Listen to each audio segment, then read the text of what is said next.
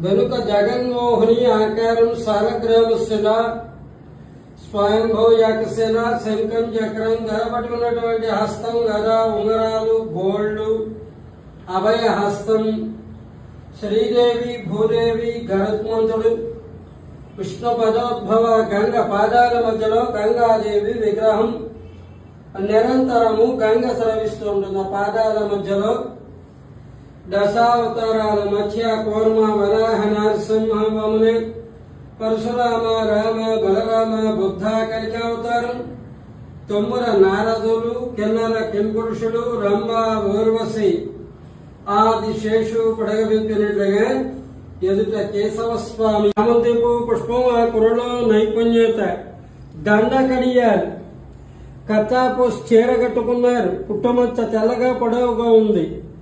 పద్మిని జాతి స్త్రీ లక్షణం పుట్టమచ్చ దీపకాంతిలో నలుపు మీద తెలుపు అన్నమాట. తెల్లటి చార పుట్టమచ్చ అందెలు గజ్జెలు జగన్మోహిని ఆకారం.